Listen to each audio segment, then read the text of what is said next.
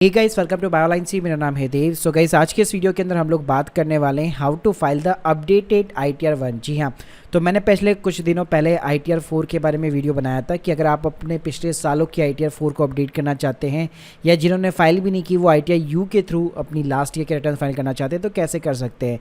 तो guys, recently हमने जो ITR 1 भी यहाँ पे फाइल की है, तो आज के इस वीडियो के अंदर मैं आपको स्टेप बाय स्टेप बताने वाला हूँ कि किस तरह से आप ITR U जो है ITR 1 के थ्रू यहाँ पे फाइल कर सकते हैं। अपने रिटर्न को या तो अपडेट कर सकते हैं, अगर आपने फाइल नहीं की है तो आप फिर भी यहाँ पे फाइल कर सकते हैं, और कोई भी बैंक लोन का पर्पस हो या कोई भी पर्पस हो उसके लिए आराम से अपने पिछले तीनों सालों की रिटर्न एक साथ निकाल सकते हैं। गाइस, वीडियो को शुरू करने से पहले बताना चाहूंगा, अगर आप लोग एक टैक्स एक्सपर्ट के थ्रू अपनी ITR U यहाँ पे कराना चाहते हैं, आपको कोई प्रॉब्लम फेस करनी पड़ी है, लिंक जो है आपको सिंपली डिस्क्रिप्शन बॉक्स में मिल जाएगी, जहाँ पे बहुत ही कम कॉस्ट के ऊपर आप हमारे थ्रू यहाँ पे ITR U जो है अपनी फाइलिंग करवा सकते हैं। तो देखिएगा, सबसे पहले हम लोग बात कर लेते हैं कि ITR U जो है यहाँ पे कौन कौन फाइल कर सकता है। तो जिन लोगों ने भी यहाँ पे पिछले सालों की अपनी रिटर्न फाइल नहीं की है या लेट्स सपोज फाइल कर रखी है लेकिन वो अपनी रिटर्न को करेक्ट करवाना चाहते हैं, या मान लीजिए उनको बैंक लोन के लिए या फिर वीज़ा के लिए कोई भी पर्पस के लिए उनको पिछले सालों की रिटर्न चाहिए और उन्होंने कभी भी फाइल नहीं की, तो भी आराम से वो अपनी पिछले 3 सालों की रिटर्न निकाल सकते हैं। अगर मैं बात करूं कि कौन फाइल नहीं कर सकता, तो देखिए, अगर आपका पर्पस है TDS रिफंड को क्लेम करना तो भूल जाओ, आप ITR U के थ्रू TDS रिफंड क्लेम नहीं कर पाओगे। इसके अलावा अगर आपके लॉसेस है तो आप उसको कैरी फॉरवर्ड भी नहीं कर सकते। साथ में अगर आप नील की ITR भरने की फिलअप करने की सोची हो तो वो भी यहाँ पे पॉसिबल नहीं है।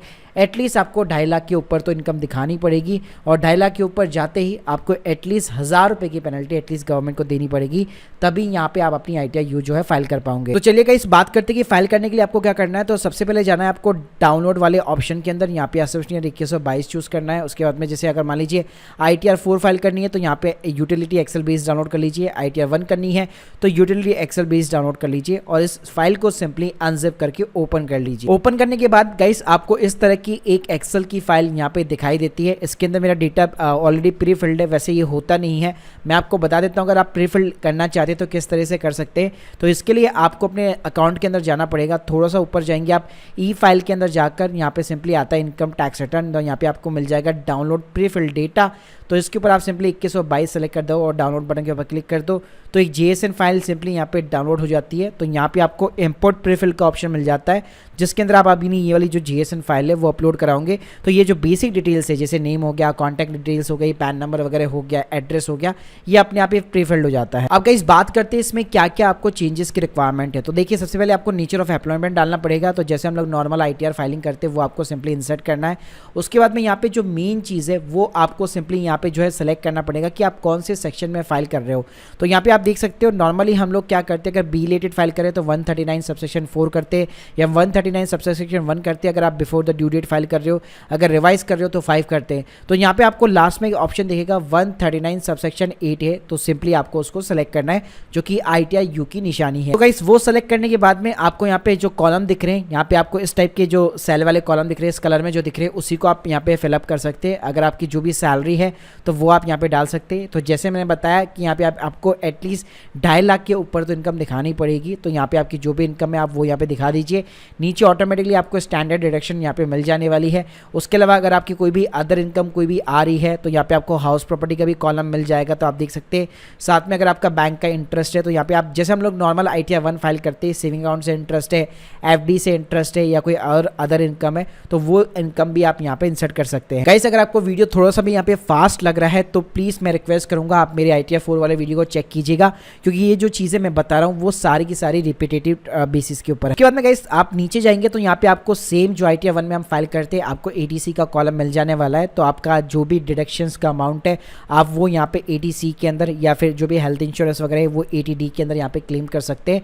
तो नॉर्मल जैसे हम लोग कैसे ITR 1 फाइल करते हैं वैसे ही आपको ये सारे फिगर्स यहाँ पे जो है इंसर्ट करने हैं। उसके बाद में गाइस, हर यहाँ पे शीट के ऊपर आपको एक वैलिडेट का ऑप्शन मिलता है। अगर कहीं पे भी कोई भी यहाँ पे कॉलम छूट जाता है, आप जैसे वैलिडेट के ऊपर क्लिक करेंगे तो ये चीज़ आपको यहाँ पे बता देगा। अगर सब कुछ करेक्ट होगा तो सिंपली आपको शीट जो भी होगी वो यहाँ पे ओके बता देगा। उसके बाद में गाइस, जो अगली शीट है वो पार्ट A यहाँ पे कहलाता है। ये अल्टीमेटली 139 सबसेक्शन 8 आप जब सेलेक्ट करते हैं तभी ये यहाँ पे ओपन होगा।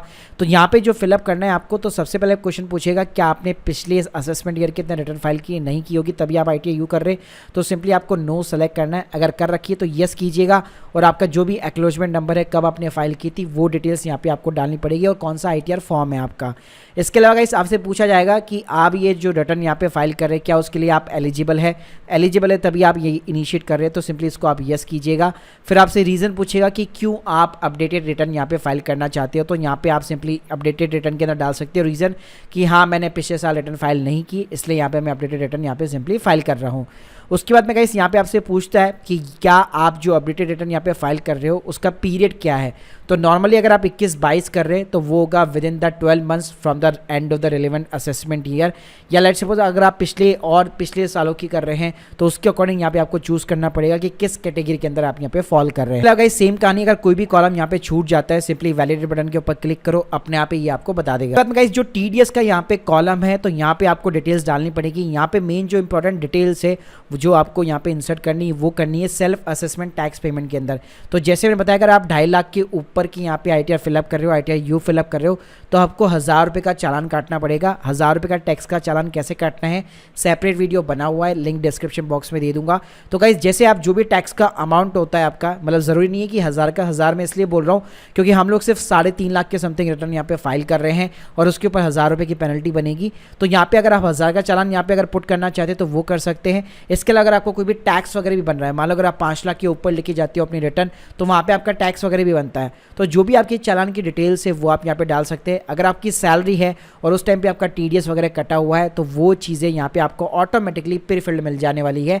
जैसे आप अपनी डिटेल्स जो है, जैसे मैंने बताया कि जो JSN आप जैसे अपलोड कराओगे तो ऑटोमेटिकली ये वाले कॉलम्स आपको ऑलरेडी फिलअप मिलेंगे। तो गाइस आप देख सकते हो जैसे कि यहाँ पे आपका TCS का एक कॉलम था तो जिसके अंदर एक DBS बैंक के अंदर पिछले साल के अंदर यहाँ पे TCS काटा हुआ था, तो ये डिटेल्स ऑटोमेटिकली यहाँ पे प्री फिल्ड हमें मिल गई है क्योंकि हम लोगों ने यहाँ पे JSN जो है प्री फिल्ड करवाई थी। लास्ट कॉलम आता है टैक्स पेड और वेरिफिकेशन का। तो यहाँ पे आपको अपनी बैंक डिटेल्स जो भी आपकी रिफंड के लिए सेलेक्ट हो रखी है वो आपको मिल जाएगी। नीचे सिंपली आपको प्लेस डालना है और कुछ नहीं करना और सिंपली वैलिडेट बटन के ऊपर क्लिक करना है। अगर गाइस सब कुछ ओके है तो यहाँ पे इस लास्ट पेज के ऊपर जाने के बाद में आपको सिंपली कैलकुलेट टैक्स बटन के ऊपर यहाँ पे सिंपली क्लिक करना है। तो गाइस जैसे आप यहाँ पे टैक्स कैलकुलेट बटन के ऊपर क्लिक करेंगे तो आप देख सकते हैं आप फर्स्ट नंबर पेज के ऊपर आ जाएंगे। तो यहाँ पे इनकम डिटेल्स के अंदर आपको दिख जाएगा कि यहाँ पे आपकी कितनी लेट फीस लग रही है, कितना टैक्स वगैरह लग रहा है। और जो लास्ट वाला कॉलम है उसके अंदर आप जाएंगे तो यहाँ पे आपका जो टैक्स पेबल है, अमाउंट पेबल है, ये आपका हमेशा 0 दिखाना चाहिए। मतलब अल्टीमेटली आपका जो भी टैक्स बन रहा होगा आपको यहाँ पे TDS वाले कॉलम के अंदर जाकर वो जो चालान है वो यहाँ पे सिंपली अपडेट करना पड़ेगा, तभी यहाँ पे आपका जो टैक्स पेड वाला कॉलम है वो यहाँ पे सिंपली 0 आएगा। अगर गाइस यहाँ पे सब कुछ ओके है तो सिंपली यहाँ पे आपको जनरेट JSN बटन के ऊपर क्लिक करना है। जैसे आप क्लिक करेंगे ये आपसे कुछ कंफर्मेशन मांगेगा, सबको ओके कर दीजिए। उसके बाद में देखिए इस टाइप की यहाँ पे आपकी स्क्रीन के सामने इस टाइप की डिटेल्स आ जाती है। उसके बाद में सिंपली सेव JSN बटन के ऊपर क्लिक करना है। गाइस जैसे आप यहाँ पे क्लिक करेंगे तो आप देख सकते हैं ये कह रहा है कि JSN आपकी यहाँ पे सेव हो चुकी है। तो ये सेव कहाँ पे होगी, ये उसी फोल्डर के अंदर गाइस सेव हो जाएगी जहाँ पे आपने अनजिप किया था फोल्डर को सॉफ्टवेयर के थ्रू डाउनलोड करने के बाद में। तो आप देख सकते हैं हमारी JSN फाइल जो कि ITR यू हमने अपडेट की है वो यहाँ पे जनरेट हो चुकी है। गाइस अपलोड कराने का बड़ा ही सिंपल तरीका है। इनकम टैक्स रिटर्न में जाना है, फाइल इनकम टैक्स में जाना है, यहाँ पे आपको सिंपली करना है 2122, यहाँ पे आपको सेलेक्ट करना है अपडेटेड ITR, नो बटन के ऊपर क्लिक कीजिए। ITR फॉर्म हमारा सिंपली ITR 1 है, सेलेक्ट कीजिए, कंटिन्यू बटन के ऊपर क्लिक कीजिए और आपने जो JSN फाइल हम लोगों ने जो जनरेट की है उसको यहाँ पे सिंपली अपलोड कराना है। तो देखिए गाइस यहाँ पे मैंने JSN फाइल अपलोड कराई है, लेकिन मैं ऑलरेडी अपनी जो अपडेटेड ITR है वो यहाँ पे मैं सबमिट कर चुका हूँ, इसलिए ये ऑलरेडी बता रहा है कि your return is already submitted, you can not री सबमिटेड। तो इस तरह से जैसे आप यहाँ पे JSN फाइल यहाँ पे अटैच करेंगे उसके बाद में सिंपली आप अपने आधार OTP के थ्रू E-वेरीफाई करा दीजिए तो आपकी रिटर्न जो है इंस्टेंटली बेसिस पे यहाँ पे जो है सबमिट हो जाएगी। फिर जब आप अपने फ्यू फाइल रिटर्न्स के अंदर जाएंगे तो यहाँ पे आप देख सकते हैं अपडेटेड रिटर्न, ये आपकी अपडेटेड रिटर्न यहाँ पे फाइल हो जाएगी।